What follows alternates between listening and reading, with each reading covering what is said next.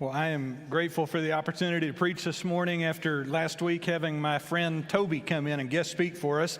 And we had a wonderful morning together last weekend. We had our intergenerational worship service, so our 9 o'clock service and our 10:30 service were combined, and everybody was together in one room. And the children came from children's ministry and joined us for worship that day, so the whole Heritage family got a chance to be together, and that was beautiful. And then right after our service was over, we moved straight into serving together, packing the boxes with all of the supplies, the food that we'd been collecting for our Feed the Need food drive to help people in our community who are facing food insecurity. And then they didn't end there. That night, Sunday night, we had this big event here, the Heritage Pumpkin Carnival, and there were dozens of visiting families from our community who had been invited throughout the course of the month when they came to visit the pumpkin patch, who came and we served food and we played games and we laughed, and there was this great time. It was just a great day for our church family. And in moments like that, I'm reminded of just how truly special it can be to be a part of a church family. I mean, when we spend our collective energy together worshiping God and then encouraging one another and then serving our community, boy, that's the kind of family that I want to be a part of. There's just nothing else like it. In fact, there's so much beautiful stuff that can happen when you are connected to a family like this for a long time. Over time, you can build some really meaningful, integral relationships that are important to your life. It's one of my favorite features of church is that the church family can navigate together life's ups and downs and learn to support one another well. And over time, acquaintances become friends, and friends become family when we help each other keep on trusting God even through hard times. There's so much beautiful stuff that happens in a community like this. But there are also some unique risks to being a part of a community like this. In fact, being involved in church for a long time, I think, has some very unique risks involved with it. Of course, anytime people spend time together, right, there's the chance of some misunderstandings and some offenses. But there's something uniquely risky about church relationships, and part of the reason is because of how much time and energy we spend studying the Bible. Now, that sounds like an odd thing for me to say, I'm sure, but I want to get you to think about it this way. When we study the Scriptures, when we open up this ancient library of books, we go to this resource hoping to learn about God, hoping to learn about theology. We go and we learn about the history of God's people, and we hope that the big takeaway we're going to get is, what is God like and what does God want, right? Like, what does God want from us? What is God's expectation? What is God's design? We're going to this resource hoping to learn more about how to connect with God, how to honor God, how to be what God has called us to be. And the Bible points us directly to Jesus. I mean, that's the point of this entire thing. Whatever you've been told about this library of books, I will boil it down to that simple statement. The Bible is intended to point us to Jesus. It's intended to tell us about how to have a relationship with Jesus, how to follow the example of Jesus, and how to put our trust in Jesus. And so that's what the Bible's doing. But the more time you spend with the Bible, the more you learn about God's instructions for us, the more you learn about God's design for us. And here's the interesting thing. When you start to understand the intent, when you start to understand the instructions, when you start to understand the design better, you start to notice violations of the design easier. right? Let me give you an example. When I was a teenager, I took a job as a soccer referee, okay? And I had played soccer my entire life, and so I knew the game pretty well, or so I thought. But then at about 15 or 16 years old, I had to go attend this weekend-long series of training sessions, and we had to pass these exams, and they had these certified, high-level referees who were there, who were walking us through all sorts of different scenarios, and we had to read the rule book from cover to cover. Like, we had to really think hard about some unique situations that could come up out on the field. We had to study the finer points of the rules of soccer. And then, after we took the exams, after we passed everything, after I became a low-level soccer referee and was like able to referee, like 7-year-olds and stuff like that, like suddenly, whenever I would watch another soccer game, suddenly I started noticing violations of the rules that I hadn't noticed before. Suddenly I started noticing moments when players were getting away with something, like cheating a little bit. Suddenly I started noticing when a referee would miss a call, and I noticed it in ways I hadn't before because suddenly I had spent more time with the rules. I knew more than I did before about what was supposed to be happening. And what I'm suggesting to you this morning is that the more acquainted we become with God's design and God's intent and God's instructions for this life, the more we'll start to notice it when those instructions are not being followed, right? The more we'll start to notice when the design is not being pursued. And the question I want to ask us today is like, what do you do in a moment like that? What does a disciple of Jesus do? How does a disciple of Jesus respond when we look around and not everybody around us is trying to live out God's instructions? What do you do inside the church family? If you look around and there's people that are disciples of Jesus, they love Jesus, but they don't seem to be obeying Jesus the same way that you do, and it seems like there's a conflict, and you've noticed they don't seem to follow the rules the same way that you do. How does a disciple of Jesus respond when you see somebody else that's not living out God's will the way you understand? And to address this question, I want us to turn to look at some of the words of Jesus found in Matthew chapter 7. Matthew is the first book in the New Testament portion of the Bible, and in chapter 7, we're coming to the end of one of Jesus's most recognized, most well-known teachings. It's this lengthy series of teaching that Jesus delivers. It's recorded in Matthew 5 through 7. So by the time we get to chapter 7, there's already been a couple of chapters, a couple of lengthy chapters of this clear and challenging instruction about how to live as a follower of Jesus. This is what Jesus is doing. He's casting his vision for what his followers should look like and live like. And then we get to chapter 7. Now, the original text doesn't have any chapter markers in it. That's just to help us find stuff, okay? So you can think of it as just one continual thought. Jesus is just moving from one thought to the next. And after all those 2 chapters of this clear instruction, here's what Jesus says. Chapter 7, verse 1, he says, "Don't judge so that you won't be judged." I'm going to tell you, I've heard this saying. I've heard people quote Jesus' saying in all sorts of areas of my life. Don't judge me, I've heard people say. Christian people aren't supposed to judge anyone, I've heard people say. And Jesus says this, don't judge so that you won't be judged. And we have a tendency to latch onto this because we all hate to be judged, right?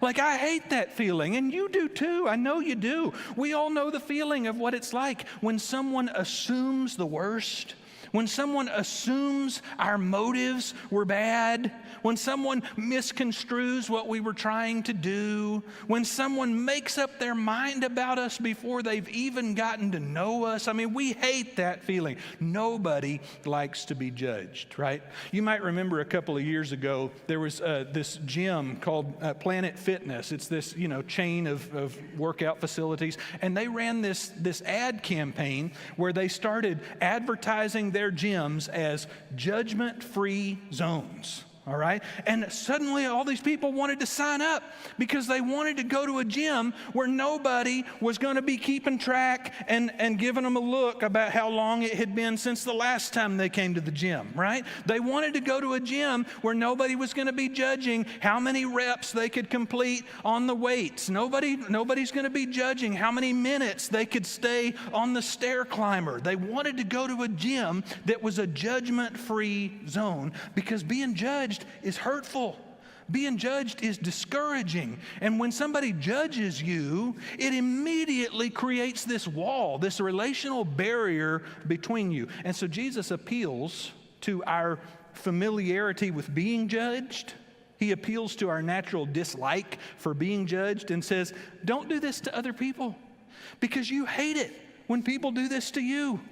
Don't judge other people so that you won't be judged. Now you got to understand, Jesus is not saying that you should just never think critically or that you should never evaluate circumstances to make a wise decision. He's not suggesting that you just blindly trust everyone, ignoring the facts that you know. But what Jesus is talking about here is when we make a negative evaluation of somebody and we just write them off. When we just decide they're a bad person. That's an evil group of people. The judging that Jesus is talking about looks like criticizing others with no intention of staying connected to them, no intention of helping them make progress. Judging isn't based on love for somebody. It's based on this selfish desire to be right, this selfish desire to elevate yourself by putting somebody else down, this selfish desire to correct someone else. The judgment that Jesus is talking about is destructive instead of being restorative. And when we judge another person or a group of people without getting to know them, we're frequently wrong in our assumptions anyway. And so Jesus tells his disciples, don't be judgmental. But then he hints at a different part of our human nature, which is our tendency to judge people right back when they judge us. The reason he says don't judge others and you will not be judged is because that's usually how the cycle goes. That's usually how it goes, is when somebody casts judgment on you, you immediately start thinking about all of the problems that they have too and wanting to throw that right back in their face. You cast judgment on somebody and their natural response is to get defensive and fire back. And in verse 2, Jesus elaborates on this. He says, you will receive the same judgment that you give. Whatever you deal out will be dealt out to you. Have you ever noticed yourself being inconsistent with your judgment? I do this all the time. It'll happen when I'm on the freeway and I'm driving in my car and we're going down the highway and I've got my family in the car and I feel this responsibility to protect them, so I'm driving careful, I'm paying attention, and then suddenly out of nowhere, you'll hear this motor sound of somebody that's blowing by us like we're standing still, and they're driving this sports car and they're weaving in and out of traffic, crossing 6 lanes at a time, driving like crazy. And when I see that happen, here's what goes through my head. I'm thinking, boy, I hope there's a police officer right over this next hill. I hope there's an officer that's going to stop them from putting all the rest of us in danger. I hope they're going to get pulled over. I hope they're going to get a hefty fine so that they will learn their lesson. That's what I'm thinking in my mind. But can I tell you that when I get pulled over, I feel differently about it? When I get pulled over, I'm thinking, this was unfair. It always is. When I get pulled over, I'm thinking to myself, this would be a great opportunity for a warning.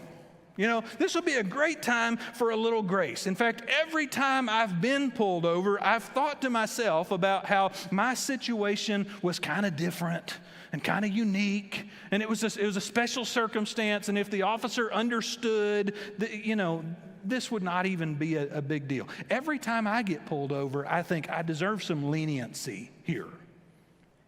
Because when it's someone else who's breaking the rules, and especially when it's somebody I don't know who's breaking the rules, somebody who's just part of the crowd out there, boy, I want the officer to nail them, I want the officer to really stick it to them, to really put the hammer down.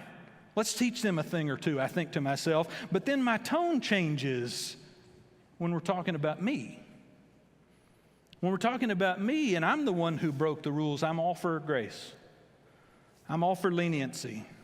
I may assume the worst about strangers I've never met, but I have no trouble giving myself the benefit of the doubt. And Jesus says the way you treat others has a direct correlation to the way that you will be treated. Now, there's some scholars out there, there's a lot of scholars, in fact, who think Jesus is referring to God's going to treat you the way that you treat other people, all right? And I've heard it preached that way quite a few times, but I'm not convinced. I think it's more likely that Jesus is referring to how you're going to be treated by the other people in your community. That if you're somebody who's stingy with grace, if you're somebody who's stingy with mercy, that other people around you are probably going to find it hard to be graceful toward you. I think Jesus has given us a wise warning here that says being judgmental is detrimental to the relationships that you want to keep. And that's really the glaring problem with being judgmental, is that you have a tendency to overlook your own issues. And Jesus anticipates us thinking about this, right? So here's what he says in the next verse, chapter 7, verse 3. Jesus says, "Why do you see the splinter or the speck that's in your brother or sister's eye, but you don't notice the log in your own eye?" he says. How can you say to your brother or sister, "Let me help you get that little splinter out of your eye," when there's a log sticking out of your own eye? Now, you didn't know Jesus had jokes, did you? Like, this is a beautiful moment, because I'm telling you, when Jesus said this in person, people cracked up laughing at the image of what he was trying to depict here, okay? And if it's cool, if you go back and look on Google image search and search the parable of the speck and the log, you can actually see like examples of where Renaissance painters, tried to come up with a way to depict somebody with this plank of wood sticking out of their face, and it looks hilarious, way out of context. You should go, that's bonus for you right there. But Jesus is being intentionally funny. He's saying, how in the world could you think to yourself that it makes sense for you to go try to help somebody get a little piece of dust out of their eye when you've got an obviously much bigger problem going on? And imagine you saying to your brother or sister, "Hey there, you got a little dust in your eye? Why don't you let me help you with that?" And then you're on your way over there. You're trying to make it over to them, and you keep bumping stuff. You keep hitting people with the log, the branch that's sticking out of your face. And the funny part is, if somebody has dust in their eye, if somebody's got a splinter in their eye, if somebody's got a speck in their eye, they don't need you to tell them, do they? Because they already know. They already know about it. When's the last time you got something in your eye, right? You didn't need anybody to tell you because you were stopping what you were doing. You were trying to find a mirror. You were trying to find a sink. You were like rubbing all over, trying to figure out how to get that thing out of your eye. And so when you notice somebody else's problem, Jesus is like, you don't have to go bumbling over there trying to be a hero, but especially when you've got this obvious problem of your own that needs to be dealt with. I mean, come on. Jesus says, you're deceiving yourself. Verse 5. Some of your translations may say that Jesus used the word, "you hypocrite." Jesus says, you're deceiving yourself. First, take the log out of your eye, and then you'll see clearly to take the splinter out of your brother's or sister's eye. You know why people like to get help with their problems from people who have experienced the same problems? I mean, have you ever noticed that? You ever notice that people are more ready to receive assistance from somebody who's been in the same spot that they're in? The reason that sometimes Alcoholics Anonymous can work is because there are other people in the community who have been through some of the same struggles, and it's easier for people to receive that help. You know why that is? It's because there's no judgment. It's because in that setting there's no judgment, because the helper understands the pain, because the helper understands the struggle, because the helper understands the emotion understands the shame, understands the disappointment. There's no judgment in that situation. It's because the helper knows what it feels like to have a log sticking out of their own eye. And so there's no judgment there. And the thing is that when you remove the log from your eye, when the log gets taken out, when your big glaring problem gets dealt with and Jesus helps you work through it, it's not so that you can finally become judgmental. It's not so that you can be like, all right, I got that behind me. Now I'm going to get out here and deal with everybody else's problems. It's not so that you can finally become judgmental. The log comes out of your eye so that you'll now know how to be compassionate. So that you will now know what it's like to need help. Because guess what? Nobody ever removes the log on their own. Nobody ever gets rid of their big problems by themselves. You're never going to get that log out of your own eye without some help. And when you really come to terms with how helpless you've been in your past, it teaches you to be more helpful and less judgmental towards others. When you finally really grasp just how badly you've needed help in your life, boy, that realization changes your perception of other people's struggles. It makes you want to be helpful. It makes you want to be compassionate. It makes you want to stop judging. There's a story recorded in the book of John, chapter 8. It's about a time when some religious authorities questioned Jesus about how he would respond to sin. They hauled in this woman who had been caught with a man who was not her husband, and these religious leaders were ready to dole out the most severe punishment based on their strict religious law. And here's the thing, Jesus cares about the law. Jesus cared about obedience. Jesus wanted people to do the right thing. And because Jesus had never violated the law himself, he had every right. He could have righteously stood in judgment over this woman. Jesus didn't have any log in his eye. There would be no hypocrisy if Jesus chose to punish her for her actions. But as you read this story in John chapter 8, what you discover is that Jesus is not interested in hostility because Jesus is interested in healing. Jesus is not interested in somebody getting hurt and shamed and condemned for their actions. He's interested in somebody finding a better direction for their life moving forward. He's not looking to ruin people. He's looking to restore people. And so in this story in John chapter 8, Jesus looks at all these religious leaders who are like bloodthirsty, ready to enact the consequences that this woman's got coming to her. They've picked up rocks and they're about ready to take her life, which is what their law would have allowed. And Jesus talks to these religious leaders about the logs in their own eye. He talks to them about their own shortcomings. He talks to them about their own failures. And as they remember their own weaknesses and their own problems, they suddenly lose their fervor for punishing this woman because they realize that they need help too. And after they'd all walked away, after these religious leaders had given up, and it's just Jesus and this woman standing there, I want you to hear what Jesus says to her. He says, "I do not condemn you. Go and stop doing what you know isn't right." And what I want you to see in this story is that when Jesus handled this tense situation, he saw a person where the religious people saw a problem.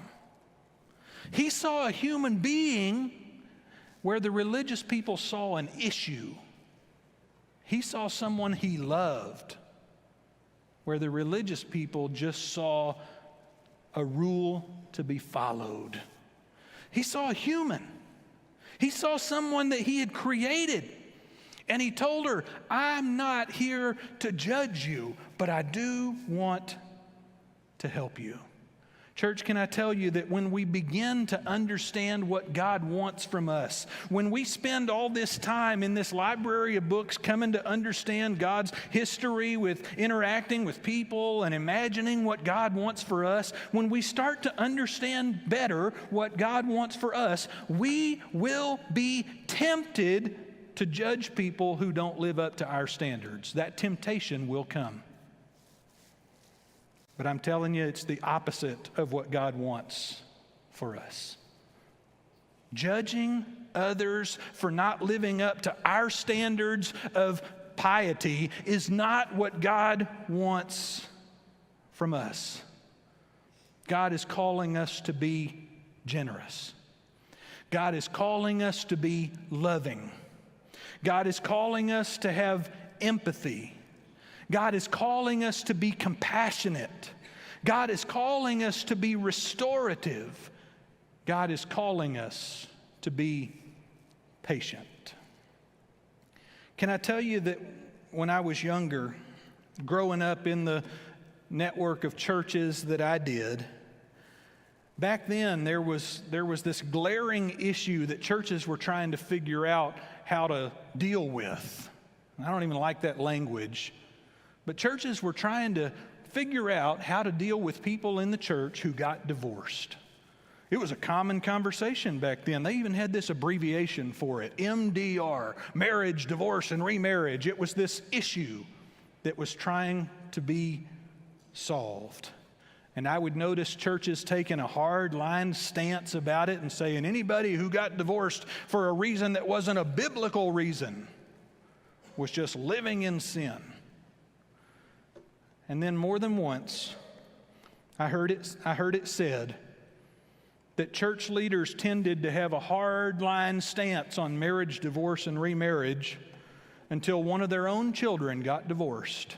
And suddenly, in all of that saga and drama, they discovered that the circumstances were more complicated than they had previously imagined them to be. You see, it was easy to be judgmental when the people involved weren't in your inner circle. It was easy to be judgmental when the people involved weren't the people that you loved the most. And back then that seemed to make sense. But the more I've learned about Jesus and the more I've studied, the more I've come to realize the problem was we were supposed to be loving the people outside the circle. We were supposed to be caring and being compassionate and being hospitable and being patient and gracious even to the people outside the circle. We were supposed to love them whether they were our immediate family or not. And so as we come to know Jesus better, we can find ourselves growing in compassion. We can find ourselves growing in patience. We can find ourselves growing in love and acceptance for other people, because Jesus preached this Sermon on the Mount, Matthew 5-7, and it's got lots of specific instructions about the standard of what a disciple should try to be. But I need to tell you that when Jesus preached this sermon and gave us all of these instructions and these designs, He didn't give it to us so we could use it as a measuring stick to measure other people, to see how other people were doing. He didn't give us the Sermon on the Mount and these instructions about God so that we could judge how others were doing. He gave us these instructions so that we could assess ourselves. He gave us these instructions so we could measure ourselves and understand just how badly we need God's help.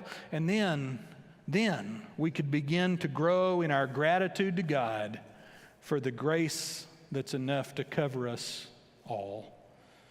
And so Jesus says, don't be the kind of person that condemns others. Don't be the kind of person who's just always on the lookout for other people's shortcomings.